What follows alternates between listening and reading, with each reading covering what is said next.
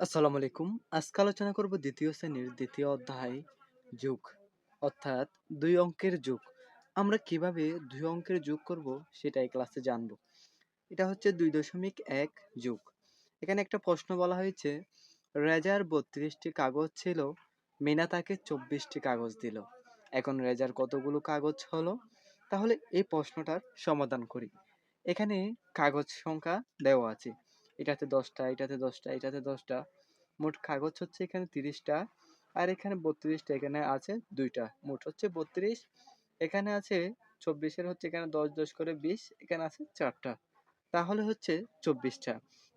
তাহলে আমরা একদম সহজ সহজ ভাষায় বলতে গেলে এটা বুঝি যে এখানে ১০ আছে ৩ টা, এখানে আছে ২ টা। মোট হচ্ছে ১০, ৫ টা। আর এখানে ২ টা, এখানে ৪ টা। তাহলে কয়টা কাগজ হলো? ৬ টা। গাণিতিক ভাষায় লেখো। গাণিতিক ভাষায় লিখতে হলে আমাদের প্রথমে এই অঙ্কটা আমরা গাণিতিকভাবে করি। তাহলে এখানে মোট আছে ৩০। ৩০ এর এখানে ৩, এখানে ২ টা আছে সেজন্য ২। এখন যোগ চিহ্ন বসালাম। তারপর এখানে ২ টা ১০ আছে, ২ বসাইছি। আর এখানে ৪ আছে, ৪। তারপর সমান চিহ্ন দিলাম। এখন করব যোগটা। তাহলে আমাদের কি করতে হবে? প্রথমে এটার সাথে এটা যোগ করব। এখানে ৪ টা মিলে আর এখানে ২ টা মিলে মোট কয়টা হয়?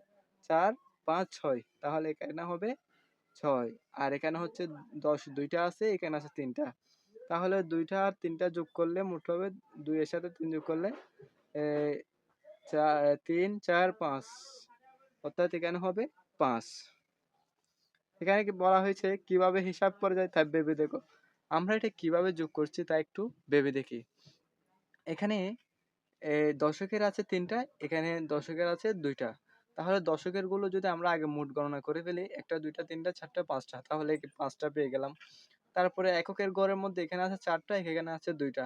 তাহলে ৪ এর সাথে ২ যোগ করলে ৬ টা। তাহলে আমরা এভাবে একক এবং দশকের গুলো আলাদা আলাদা গণনা করার মাধ্যমে এই যোগ অঙ্কগুলো সহজে করতে পারি।